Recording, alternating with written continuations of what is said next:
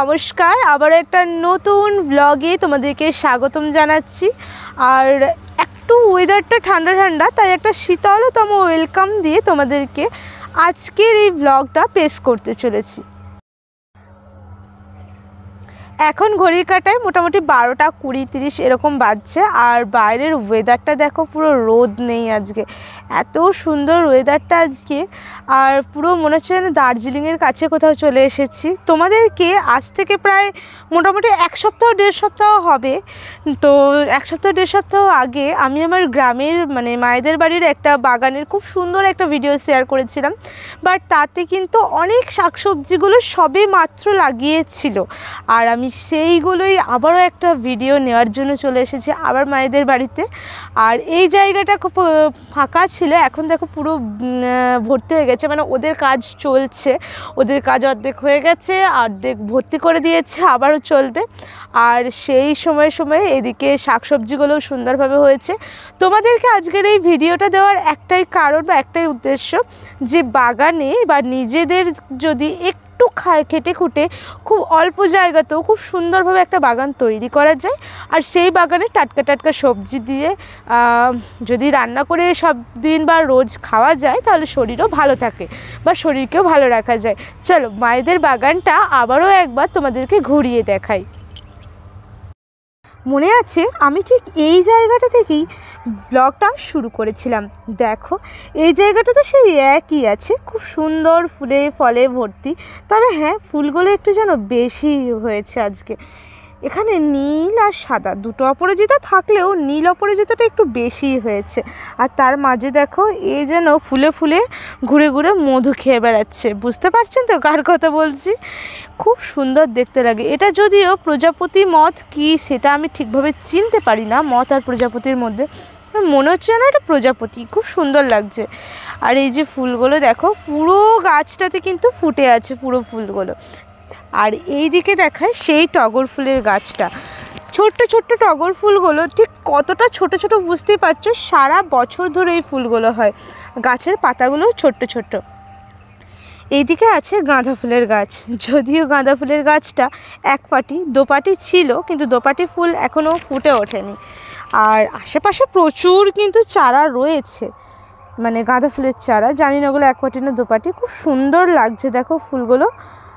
আর এটা হচ্ছে সেই ঝুমঝুমি গাছ, সেই ছোটোবেলায় মনে আছে এই যে ঝুমঝুমিগুলো, এগুলো দিয়ে কিন্তু ছোটোবেলায় প্রচুর প্রচুর আমরা খেলা করেছি। ঝুমঝুমিগুলো শুকিয়ে গেলে এরকমভাবে ঝুমঝুমির মতন বাজতো ভেতরের ওই বীজগুলো, আর ওইগুলো হচ্ছে আমাদের ঝুমঝুমি, গরিবের ঝুমঝুমি আর কি। আর চলো এই ধার থেকে দেখাই, এগুলো না মুসুরি কলাইয়ের গাছ। দেখো কত সুন্দর শুটিগুলো হয়ে আছে, শুধু একটা দুটো নয়, অনেক কোটাই লাগিয়েছে। আর এই একটা হচ্ছে এটা টমেটো না বেগুন গাছ বুঝতে পারছি না, আমি ঠিক বলতে পারছি না। এটা হয় টমেটো গাছ নয় বেগুন গাছ, যে কোনো একটাই হবে। আর এই হচ্ছে লঙ্কা গাছ, তোমরা দেখতেই পাচ্ছ, এখানেও ছোটো ছোটো আছে।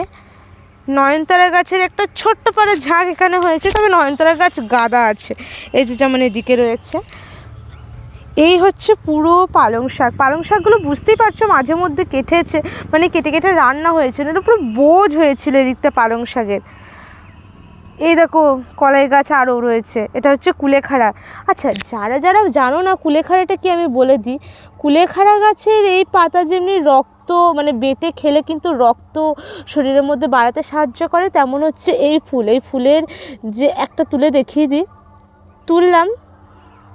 এই পিছনের দিকটা না মুখে করে টানলে মধু পাওয়া যায়, আমরা ছোটোবেলায় অনেক করেছি যে এই পিছনটা মুখ দিয়ে টানলে একটা হালকা মধু পাওয়া যায়, সেটা খেতে খুব ভালো লাগে। তো কুলেখাড়া গাছের ফুল আর এই পাতা, এই দুটোই কিন্তু দারুণ জিনিস।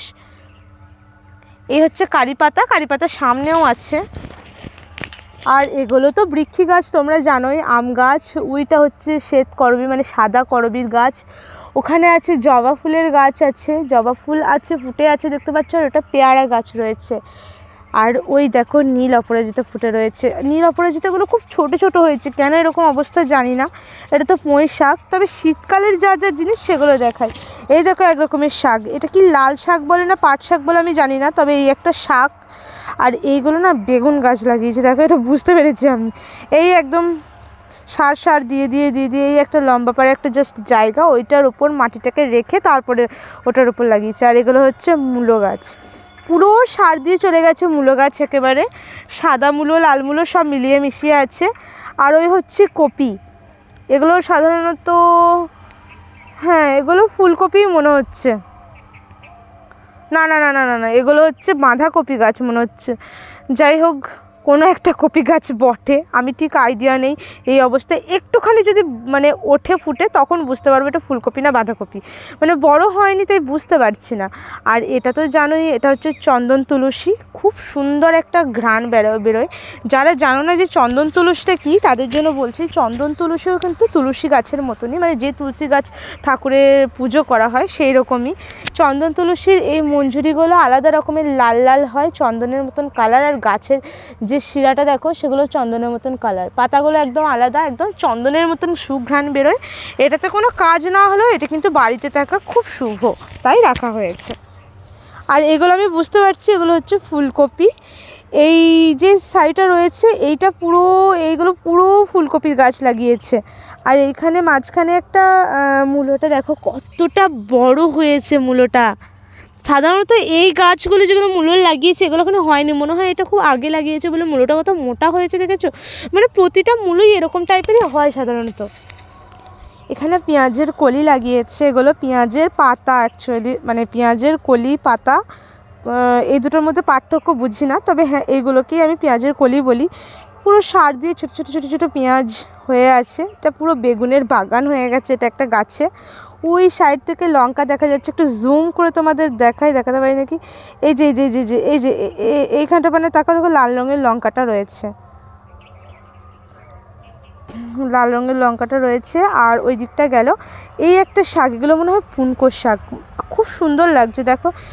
এই অল্প অল্প শাক এগুলো দেখতে মনে হচ্ছে, কিন্তু অনেক দিন করে যাবে এই শাক কোটায়, আর মাঝে মধ্যে খাওয়াও হবে। ওটা হচ্ছে কুমড়ো গাছ জানোই, আর ওটা আদা গাছ তো সবাই জানো। আর এই যে দেখো ধনেপাতার গাছ, এগুলো না কয়েকদিন পরে আরও বড় বড় হবে, মানে এই সবে গজিয়েছে। এই ধনেপাতাগুলোর টেস্ট যা হবে না রান্নায় দিলে, সেই স্বাদের একেবারে ভাগ হবে না এরকম ব্যাপার। যেহেতু বাড়ির একদম চাপান ছাড়া এগুলো হয়েছে তো একটু অন্যরকমই হবে। এগুলো আলু গাছ, কয়েক কোটা জাস্ট আলু লাগিয়েছে, আলু গাছে আলু শাক হয়েছে, আলু শাক খায় জানো তোমরা সবাই। এটা হচ্ছে বেলি ফুলের গাছ, এখনও ফুল ফোটেনি তবে মাঝে সাঝে ফোটে। ব্যাস মোটামুটি তোমাদেরকে সবই দেখিয়ে দিলাম। এই হচ্ছে আমাদের পুরো বাগান, আর এই বাগানের পুরো দৃশ্য, আর ওই ওপরে হচ্ছে আকাশ, পুরো খোলা আকাশ, সুন্দর লাগছে চারপাশটা। আচ্ছা এখানেই আমি ভিডিওটা আজকে শেষ করছি। তোমাদের যদি আমাদের বাগানের এই ভিডিওটা আবারও দিলাম, যদিও দুবার হলো দেওয়া, তবুও এই ভিডিওটাও যদি ভালো লেগে থাকে একটু লাইক সাপোর্ট করবেন, আর একটু কমেন্ট করে বলবেন কেমন লাগলো আমাদের এই ছোট্ট সুন্দর একটা বাগানের শাকসবজি কেমন লাগলো। আর যারা যারা নতুন সদস্য আছে তাদেরকে তো অনুরোধ করছি যে অবশ্যই আমার চ্যানেলটা সাবস্ক্রাইব করে আমাদেরকে পাশে থাকতে সাহায্য করবেন, এগিয়ে যেতেও সাহায্য করবেন। আজকের মতন তাহলে এখানে ব্লগটা শেষ করছি।